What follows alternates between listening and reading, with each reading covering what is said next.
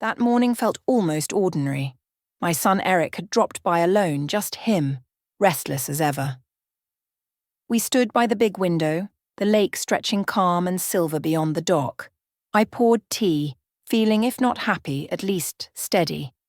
Then, without warning, he turned from the glass and said, "Mum, you could get yourself a small place out on the outskirts. You don't need all this anymore. No build-up, no hesitation. Just that. A small place? Out on the outskirts?" My fingers tightened around the cup before I even realised it.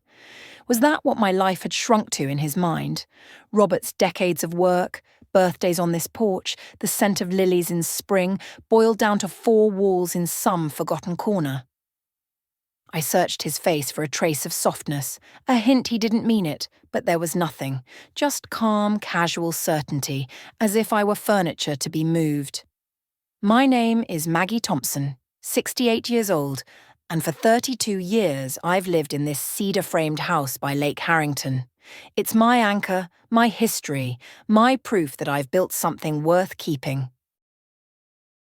It's not just starting with that sentence, my son has said. It's been a while since. Last Sunday afternoon, my son Eric came by unannounced. He stood in my kitchen doorway watching me rinse blueberries for a pie. "Mum," he began casually, "have you ever thought about, downsizing? This place must be a lot to keep up. I didn't look up from the sink. Downsizing? That's what you do with office files, not a lifetime." "Oh, I manage," I said, setting the berries in the colander to drain. "The roof's fine, the plumbing's fine." "What's there to keep up?" He smiled, but no warmth in it.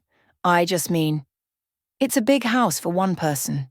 You could sell it and get something smaller, safer, easier to maintain." Maybe a condo downtown in my head. I heard my own voice answer him, sharp as a slap. "And give up my garden, my dock, and the place your father built for me, over my dead body." But aloud, I only said, "That's an interesting idea." A few days later, my daughter Sabrina showed up with a paper bag of scones from a bakery. She made herself comfortable at my dining table and spread out a neat stack of glossy brochures.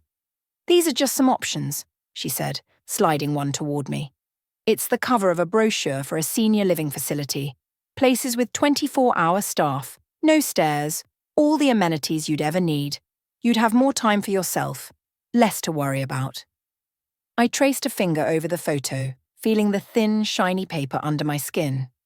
Funny, I thought, how people call it more time for yourself when what they really mean is less life worth living. "They're very modern," I said carefully. Sabrina leaned forward, her voice lowering like we were conspiring. "Maggie, we just care about you. Eric worries about you all the time. We just want to make sure you're comfortable and safe. Safe, like a butterfly in a glass case." I poured her more coffee, smiled politely, and nodded at all the right moments. But inside, something had shifted. I know they weren't just making conversation, and I was already thinking about how to stop them. This morning, my son Eric showed up again, just him, carrying that restless, pushy energy. He stood by the window staring out at the lake like he owned the view. "Mom," he began, "have you actually thought about what I said the other day?" "About selling?" I set my tea down. "I told you I'm comfortable here." "Comfortable?" He gave a short laugh. "You're rattling around in this place by yourself. 2 floors, a dock you barely use, a garden you can't keep up with." "I keep up just fine," I cut in, sharper than I intended. "And I like the space. I earned it." He turned.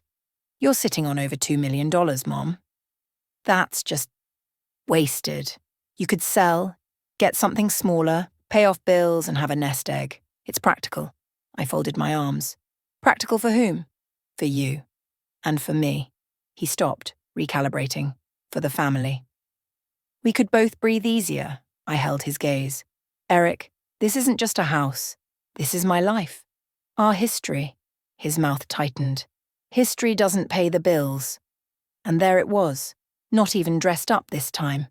That's when his tone dropped, each word heavy. "Mum, You could get yourself a small place out on the outskirts. You don't need all this anymore. A small place? On the outskirts? My fingers curled against my cup. Was that what my life was worth?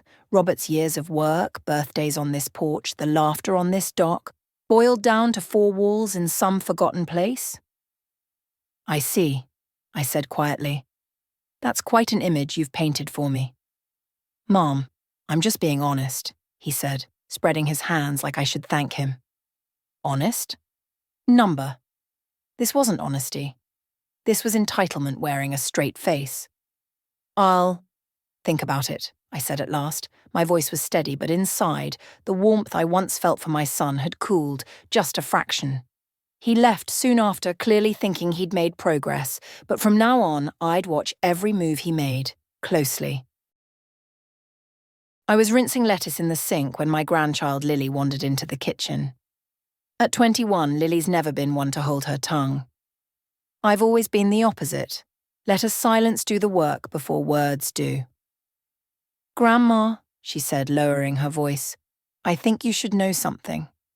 And no, I'm not trying to start drama. That alone told me drama was coming. All right, I said, drying my hands. What is it? I was upstairs, unpacking. Dad and Sabrina came in. They didn't know I was here. She paused, watching my face. They were talking about selling the house. I kept my tone neutral. Selling this house? Yeah.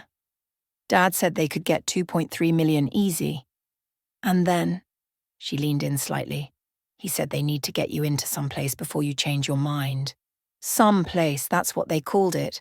No home, no apartment, just some place. What kind of place? I asked, reaching for a towel to hide the tightening in my grip. A small unit in Bellevue. He said you'd hate it, but his words. It's clean enough. Clean enough. For a rental, maybe. For storage, not for me. I looked at her. And Sabrina? She said once you're out, they can stop wasting weekends here. There was a flicker of heat in Lily's eyes. She wears her feelings like a neon sign. Me? I just pressed my lips together, letting the weight of her words settle. You're sure that's what you heard? I asked. I'm sure, she said. I didn't know if I should tell you, but it didn't sound right. I reached out, squeezing her hand once. You did the right thing, Lily. Inside, something shifted. Eric's earlier comments weren't careless after all. They were step 1 in a plan, and now I knew enough to start watching my next step very, very carefully. 2 days later, my son Eric dropped by. Middle of the afternoon. No hello hug, no small talk. Just pulled out his phone and started taking pictures of the living room. What's this for? I asked, folding laundry on the couch. Oh, just saving memories, he said, aiming at the fireplace. Figured I'd get some shots while the light's good. Memories? Of crown molding and square footage? He drifted into the kitchen. Snap, snap. Hey, Mom, do you still have the deed for the house somewhere? Might be good to keep important documents together, you know? Just in case. I set the towels down, kept my back to him. Everything's where it needs to be. Right. His tone said it didn't matter. But his eyes, they lingered. 1 second too long. On the cabinet where I keep my files. Later that week, Sabrina came by. Alone. She walked in like she already owned the place. Coffee in one hand. This neighborhood's really heating up, she said, scanning the foyer. There's a couple from out of state, cash buyers looking for a lakefront property just like this.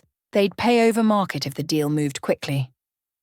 I poured her coffee, said nothing. It's rare to get an offer like that, she went on. Sometimes if you wait too long, opportunities disappear. Opportunities for who, Sabrina? Her smile didn't move. For everyone. I placed the cup in front of her. Good thing I'm not in any hurry. Eric was mapping the house. Sabrina was scouting the market, and both of them thought I was just making coffee. It was nearly dark when I walked across the street to Peter Lawson's porch. Peter's been my neighbour for over 30 years.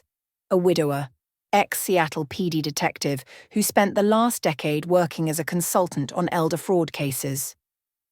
"You've got that look, Maggie," he said, motioning me to sit. "The one you had the year those developers tried to buy out half the block." I sat down, wrapping my hands around the mug he handed me. "Peter, I think Eric's planning to take my house." His eyes narrowed, but his voice stayed calm. "Tell me everything." I told him about Lily, about the photos, the questions about the deed, and Sabrina's little sales pitch. When I finished, he leaned back in his chair. "All right, first thing, don't confront him. If you tip your hand now, they'll change their playbook." "That's not exactly my style, Peter," I said. "Good," he replied. "Now, legally, there are 3 things you need to protect: ownership, decision-making power, and proof of their intent. We can cover all 3 if you're willing to move fast." I nodded. "Tell me how." "Step 1, he said, lowering his voice. "Transfer the house into an irrevocable trust. You'll be the beneficiary, but the trustee, someone you trust implicitly, will control it. That way, even if Eric somehow gets a power of attorney, he can't touch the property. An irrevocable trust. I'd heard the term before, but never thought I'd need one. Step 2, he continued. We gather evidence. Audio, video, paper trail. Every conversation, every financial move they make. If they're talking guardianship or pushing you to sign under pressure, that's elder abuse under Washington state law. It's a felony. I sipped my coffee, letting his words sink in. Felony. And step 3, he said, a faint grin tugging at his mouth. We give them just enough rope.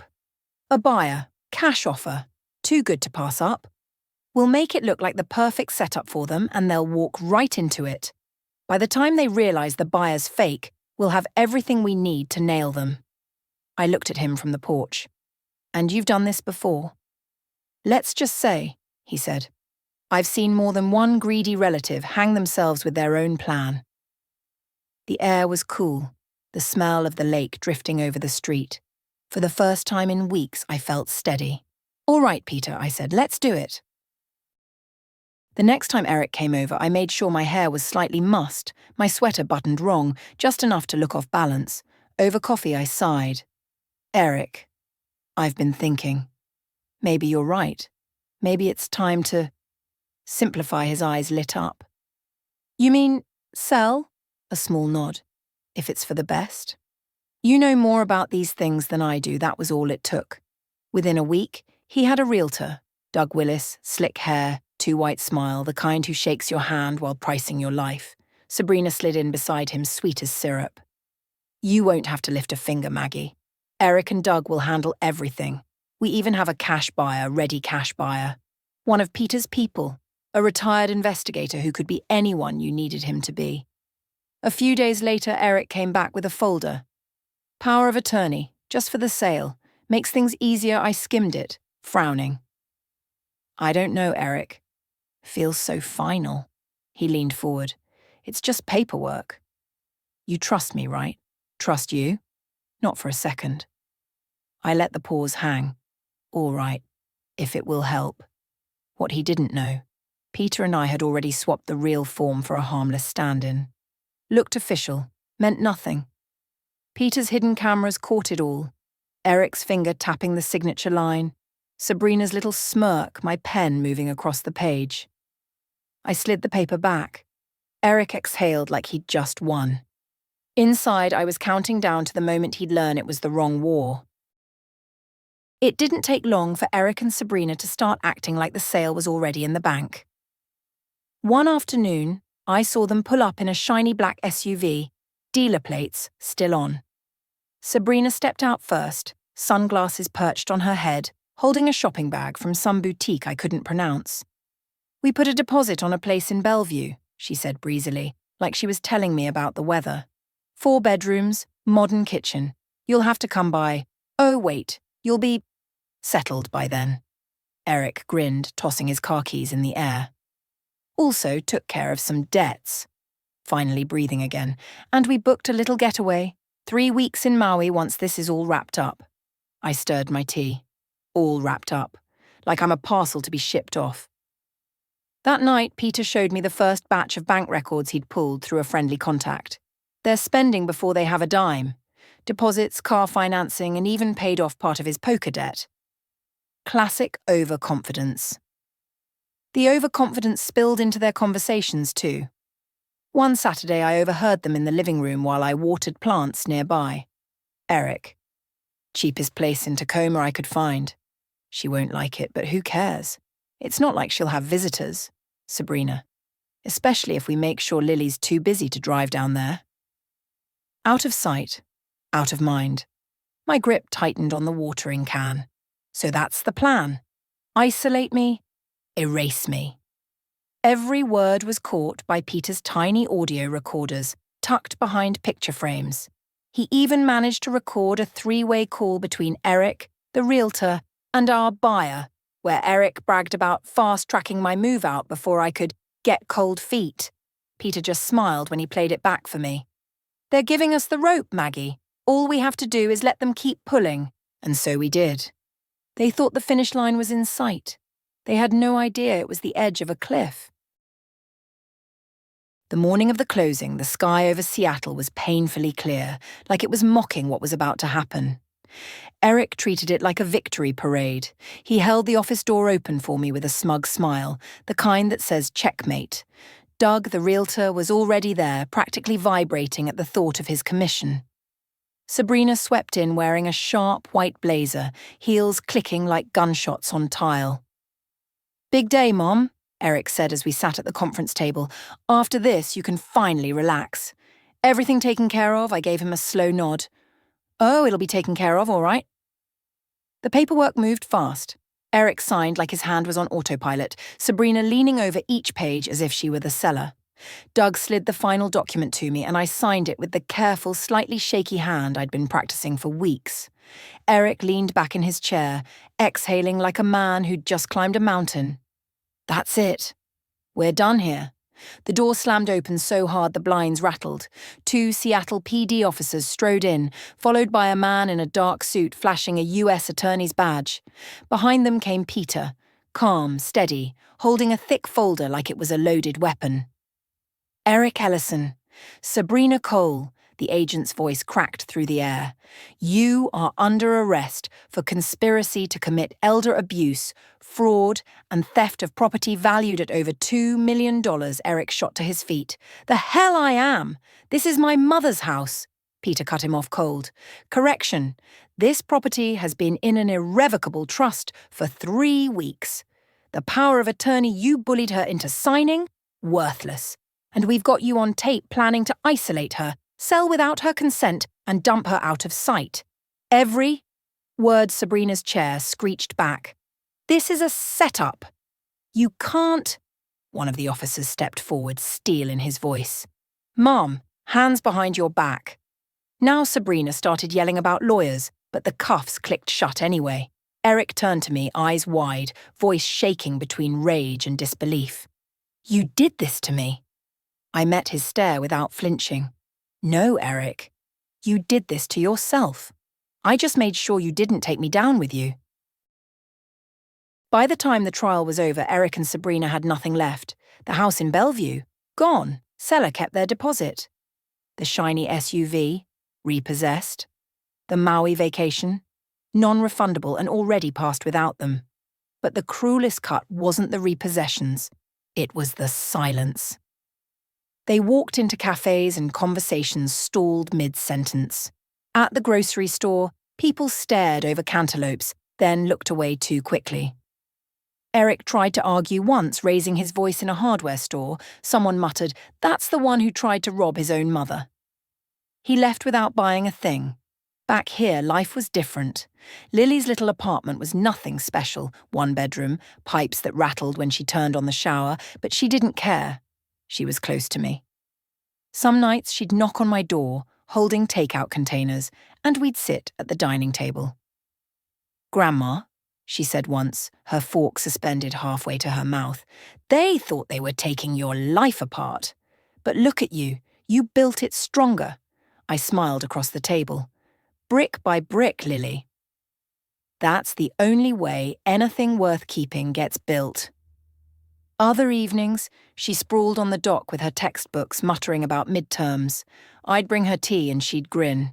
"You know, Grandma, I think this house makes me smarter." I laughed.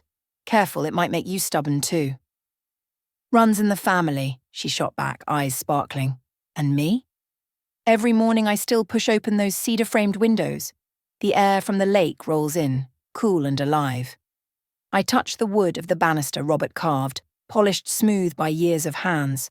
The roses out front claw their way higher against the trellis, fierce, untamed, mine. People sometimes ask, "Do you ever think about forgiving Eric?" I let the question hang, then answer, "Forgiveness is a gift. And gifts are for people who honor you, not those who try to erase you." The last shot would be me stepping out onto the porch, coffee steaming in my hand. Lily calls from the dock, "Grandma, come see this." The light's hitting the water just right. I walk toward her, each step steady on the old wood, the lake shimmering like a sheet of silver beyond us. This house, this life, brick by brick, choice by choice, belongs to me. And if I had to defend it all again tomorrow, I would. Because a woman who owns her life, owns her freedom. And freedom isn't just mine. It's yours too.